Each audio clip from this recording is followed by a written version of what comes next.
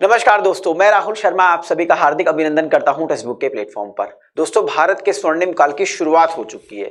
ये शब्द मैं इसलिए कह रहा हूं कि कल एक वीडियो बनाई थी मैंने, जिसमें मैंने आपको बताया था कि अंडमान बेसिन से भारत की जो कंपनी है ओएनजीसी, उसने कच्चे तेल के उत्पादन की शुरुआत कर दी है। और कंपनी ने कहा है कि यहां से हमें लगभग 120 से लेके 130 बिलियन बैरल कच्चा तेल मिलने की संभावना है।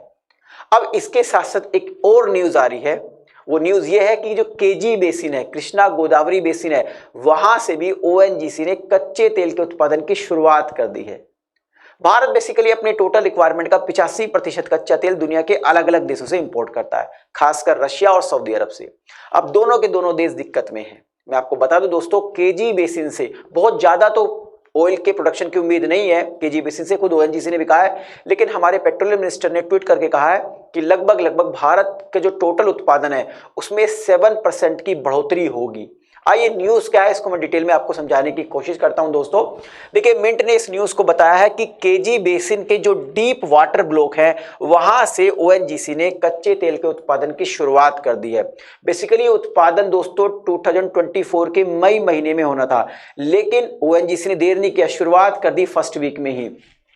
देखिए दोस्तों, इस क्षेत्र में प्रतिदिन 45,000 बैरल तेल और प्रतिदिन 10 मिलियन मैट्रिक मानक घन मीटर से अधिक गैस के उत्पादन होने की संभावना है, ये ओएनजीसी ने कहा है। आइए थोड़ा सा इस न्यूज को डिटेल में समझने की कोशिश करते हैं। देखिए, केजी बेसिन है क्या, तो मैं आपको बताऊं दोस्तों, जहां से कृष्णा और गोदावरी रिवर अपना डेल्टा फिनिश करती है, डेल्टा बनाती है, वहां से लेकर अगर हम गहरे पानी तक जाएं तो 50,000 स्क्वायर किलोमीटर का जो एरिया है आंध्र प्रदेश के तट से, वो केजी बेसिन है। तो मैं आपको पढ़ के बता देता हूं। बेसिकली जो कृष्णा गोदावरी बेसिन है एक पैसिव मार्जिन बेसिन है इंडिया की। अब पैसिव मार्जिन बेसिन क्या होता है, तो passive margin basin is the transition, यानी कि चेंज होने वाला क्षेत्र है between oceanic and continent lithosphere, that is not an active plate margin. यानी कि ये एक्टिव प्लेट मार्जिन नहीं है, यानी कि यहां पर जो अर्थक्वेक है उसके आने की संभावना बहुत कम रहती है। ये कहां से कहां तक फैला हुआ है, तो मैं आपको बता दूं, लगभग 50,000 स्क्वायर किलोमीटर का कृष्णा गोदावरी बेसिन है। जो कृष्णा गोदावरी आप देख रहे हैं यहां पर रिवर, यहां से लेकर आगे तक यानी कि गहरे समुद्र तक 50,000 किलोमीटर का ये एरिया है जो आंध्र प्रदेश के तट से लगता है। यहां पर दोस्तों दो ब्लॉक हैं, एक D6 ब्लॉक है और एक D5 ब्लॉक है। D6 ब्लॉक वो ब्लॉक है जिसमें रिलायंस एनर्जी ने 2003 के अंदर नेचुरल गैस को खोज लिया था, और D5 ब्लॉक जो है वो ओएनजीसी के पास है। अब ओएनजीसी ने यहां पर भी जो कच्चा तेल है उसकी खोज करती थी 2009 में। अब 2009 में खोज करी और तेल के उत्पादन की शुरुआत अब हो रही है, तो इसका एक बहुत बड़ा कारण है कि भारत पर जो टेक्नोलॉजी है बहुत गुड क्वालिटी की नहीं है। मैं देखिए क्रिटिसाइज नहीं कर रहा हूं, लेकिन ये वास्तविकता है। अगर कंपैरिजन करूं सऊदी अरब, अमेरिका, रशिया की, तो उनके पास जो क्रूड ऑयल के उत्पादन की जो टेक्नोलॉजी है वो बहुत एडवांस है इन कंपैरिजन टू इंडिया। लेकिन भारत ने धीरे धीरे इसको भी अपलिफ्ट किया है। अब और डिटेल में जान लेते हैं कि ये इतना लेट क्यों हुआ। तो मैं जैसे हम बात कर रहे हैं KG-DWN 98/2, जिसको हम नॉर्मली KG-D5 ब्लॉक कहते हैं, जो ओएनजीसी के पास है। ये दोस्तों जो आंध्र प्रदेश का जो तटीय इलाका है वहां से अगर हम 35 किलोमीटर समुद्र की ओर चले, ईस्ट की ओर चले, तो वहां पर 300 से लेके 3500 मीटर तक जो गहरा पानी है वहां पर ये ब्लॉक है। क्या नाम है जिसका, KG-D5 दोस्तों। अब ये जो ब्लॉक है इस ब्लॉक को 3 क्लस्टर में बांटा गया, क्लस्टर 1, क्लस्टर 2 और क्लस्टर 3। क्लस्टर 1 और 2 पर अभी जो कंपनी है ओएनजीसी वो संभावना कर रही है कि यहां पर भी क्रूड ऑयल और नेचुरल गैस होने की संभावना है। लेकिन जो क्लस्टर 2 है वहां तो फाइंड आउट कर लिया था इसने 2009 में ही कि यहां पर तो तेल और गैस की भरपूर मात्रा है। तो जो क्लस्टर 2 है दोस्तों, इसी के प्रोडक्शन की बात की जा रही थी। जैसे मैंने आपको बताया, पेट्रोलियम मिनिस्टर ने भी ट्वीट करके कहा कि यहां से जो तेल निकलेगा उससे हमारी जो टोटल जो उत्पादन और उसमें 7% की बढ़ोतरी होगी। अब यहां से ही कंपनी ने प्रोडक्शन की शुरुआत कर दी है, यानी कि जनवरी के फर्स्ट महीने में शुरुआत कर दी है कच्चे तेल के उत्पादन की, इसके साथ साथ गैस की भी। अब इसका डिले होने का एक कारण है क्योंकि दोस्तों ये काम 2020 में होना था। जो उत्पादन अब शुरू हुआ है 2024 के जनवरी के फर्स्ट वीक में, ये बेसिकली 2020 में होना था। लेकिन उसका एक कारण आपको पता है, 2020 में कोविड आ गया। अब कोविड की वजह से दुनिया में जो ट्रांसफर होता है, चाहे वो टेक्नोलॉजी का हो, चाहे मैन का ट्रांसफर हो, मटेरियल का ट्रांसफर हो, सब कुछ रुक गया था। तो भारत टेक्नोलॉजी के मामले में भी पीछे हो रहा था। यहाँ पर जो अलग अलग टेक्नोलॉजी दुनिया से आनी थी वो भी रुक गया था, और हमारा सारा का सारा फोकस कोविड पे था कि कोविड से अपने लोगों को किसी भी तरीके से बचाया जाए। क्रूड ऑयल तो हम बाद में भी जनरेट कर सकते हैं। तो ये जो क्लस्टर 2 है दोस्तों, यहीं से कंपनी ने उत्पादन करना शुरू कर दिया है।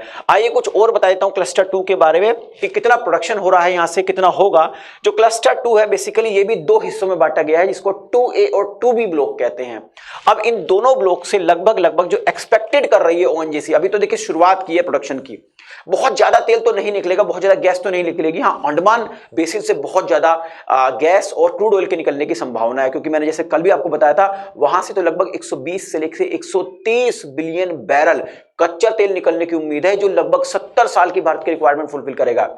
और केजी बेसिन से, इन दोनों ब्लॉक से अगर मैं तेल की बात करूं तो 23.52 million metric tonne of crude oil और 50.70 बिलियन क्यूबिक मीटर, जिसको BCM कहते हैं शॉर्ट में, इतने गैस निकलने की उम्मीद है ONGC को, क्योंकि अभी शुरुआत की है दोस्तों, अभी तो शुरुआत है, आगे आगे देखते क्या पता और भी ज्यादा हो जाए क्वांटिटी। बाकी जो क्लस्टर 1 है और क्लस्टर 3 है, हम क्लस्टर 2 पे ही काम कर रहे हैं। जो D5 ब्लॉक है क्लस्टर 2 में ही है। क्लस्टर 1 और क्लस्टर 3 पर अभी भी कंपनी लगी हुई है कि हमें यहां पर गैस मिल सकती है कि नहीं मिल सकती, एक्सप्लोरेशन चल रहा है। अब ये जो प्रोडक्शन हो रहा है ये बहुत ज्यादा नहीं है, ठीक है, is much less than India's total oil requirement. लेकिन हाँ, कहीं ना कहीं जो हम सऊदी अरब, रशिया से या ओपेक कंट्री से जो तेल खरीद रहे हैं, जिसकी वजह से हमारा बैलेंस ऑफ पेमेंट का करंट अकाउंट हमेशा डेफिसिट में रहता है, उस पर कुछ ना कुछ तो फर्क पड़ेगा।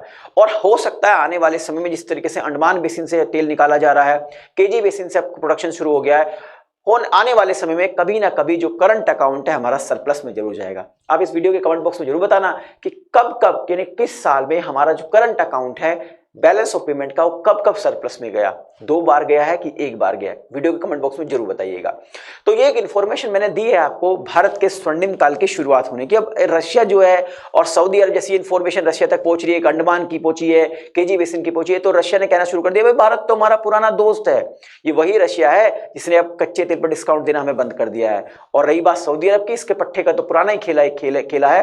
वो क्या करता है, जब भी भारत को ज्यादा तेल की रिक्वायरमेंट होती है तो अपना प्रोडक्शन बंद कर देता है और क्या कहता है कि देखिए अभी हमारे पास तेल हम उत्पादन नहीं करने हैं, लेकिन जो रिजर्व में तेल है वो आप ले सकते हो, लेकिन थोड़ा कॉस्टली पड़ेगा।